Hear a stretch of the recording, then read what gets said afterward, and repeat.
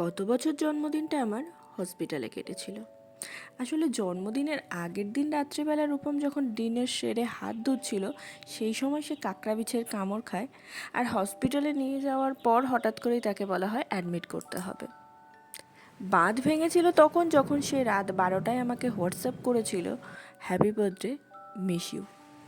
খুব কেঁদেছিলাম, ভীষণ কষ্ট হয়েছিল। তারপর সমস্ত প্রিপারেশন যেটা আগে থেকে করা ছিল, শুক্তো, মাছ, মাংস, চচ্চড়ি, সব ক্যান্সেল করতে বললাম।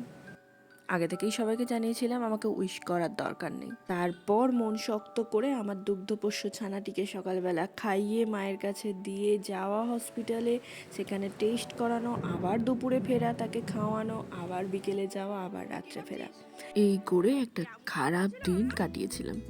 আর দিনটা ছিল রবিবার। সেদিন সকাল থেকে প্রচণ্ড ঝড় বৃষ্টির জন্য এইভাবে আম গাছ থেকে আমাদের প্রতিদিন এমনিই আম পড়ে, আর সেদিন তো এক বালতি আম কুড়িয়েছিল মা, ছেলে সেগুলো ধুচ্ছিল। তাই আমিও বাগানটাকে একটু পর্যবেক্ষণ করতে চলে এলাম।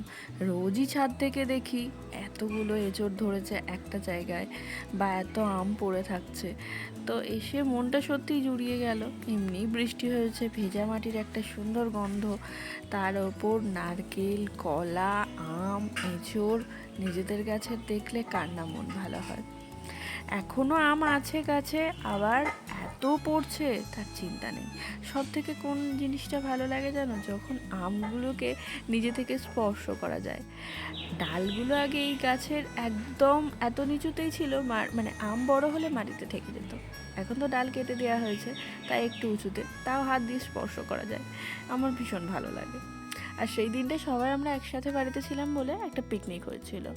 সেদিনকে আমার কাজ ছিল মাংস ধুয়ে দেওয়া, বাদ বাকি কাজ এবার সব ভাগে ভাগে হয়েছে। আর মাংসটা করেছিল ভাগ্নি আর ভাগ্নি জামাই, খুব সুন্দর বানিয়েছিল। তার সঙ্গে আমাদের ডাল, মোচা, আরও অনেক সবজি টবজি ছিল।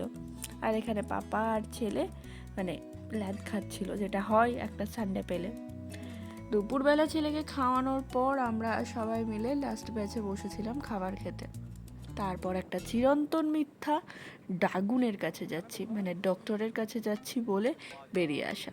আর সেভাবে কাউকেও ডিস্টার্ব করে না। আবার বাচ্চা মানুষ তো বলা যায় না, কোনো দিন ভালোও লাগে না মাকে ছাড়া, পাপাকে ছাড়া। আর এখানকার স্পেশালিটি হলো কালারফুল ড্রেস। বাচ্চা মানুষকে দেখবে একটু ব্রাইট কালার পরালে ভীষণ সুন্দর দেখতে লাগে। কোনটা?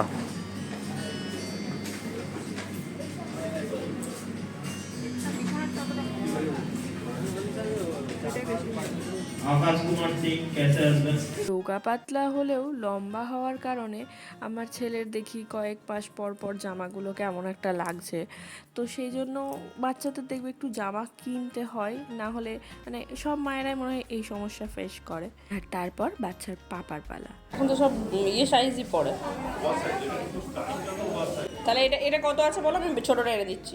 অনেকেই চায় পোশাক পরে ইয়াং লাগতে, বাট আমার কর্তামশায়ের মুখ বেঁকানোর কারণটা বেশ অদ্ভুত। বাচ্চা বাচ্চা লাগছে, ভালো লাগছে। দুটো নিয়ে নাও। বাচ্চা বাচ্চা লাগছে বলে নাকি ওই ড্রেস পরা যাবে না, যদিও পছন্দ ছিল বলে নিয়েছে, ওরই চোখে পড়েছিল পোশাকটা। আর আমি আমার কিছু পোশাক দেখছিলাম। এখানে অনেক রকমের জামা আছে, সত্যি কোনো পেইড প্রমোশন না, খুব ভালো লাগছিল আমার। কিন্তু একটা জামাও আমি এখানে ট্রায়াল দিচ্ছি, ওদিকে রূপম অবশ্য বিলিংয়ে দাঁড়িয়ে পড়েছিল। শাশুড়ি মা জন্মদিনে টাকা দিয়েছে, তো আমি ভাবলাম একটা কুর্তিই কিনি, কিন্তু এখানে দেখলাম ঠিক ভালো লাগছে না। মানে মনে পড়লো যে পিঙ্ক কালারের কুর্তি আছে। আর এই ভিডিওটা ও আমার করে দিচ্ছে এই কারণে, কারণ এখানকার পুরো বিল পেমেন্ট করেছি আমি, 11 টাকা দিয়ে এই ব্যাগটাকেও পর্যন্ত আমার নিতে হয়েছে। এখানে শিখে ছিল না বলে চললাম শ্রীনিকেতনে। দুটো কুর্তি নিয়ে ট্রায়াল রুমে গিয়েছিলাম, এইটা একটা আর একটা, মানে যেটা ছিল সেটাকেই আমি নিয়েছিলাম। তারপর এখান থেকে সোজা বেরিয়ে মানে চুচড়ো থেকে ফেরার পথে আমরা যদি এদিক দিয়ে ফিরি, এইখানে দাঁড়িয়ে এই দোকানটায় দাঁড়িয়ে আমি ধোকা খাই। আমার ধোকা ভাজা খেতে ভীষণ ভালো লাগে। ফিরতে ফিরতে আমি রূপমকে এটাই বলছিলাম, আমার জন্মদিনে মাংস, কেক, মিষ্টি, পায়েস। পায়েস তো হয়ই না, আমি সেই ফ্যামিলি থেকে বিলং করি যেখানে মেয়েদের পায়েস দিলে মেয়েরা অসুখী থাকে এরকম মনে করা হয়। যাই হোক, সেসবের আমার দরকার নেই, শুধু মানুষ ভালো থাকুক তাহলেই হবে। কেমন হয়েছে? ভালো হয়েছে, এতদিন পরে হেভি থেকে ভালো। পয়লা বৈশাখ আসছে বলে বাংলা বলছিস?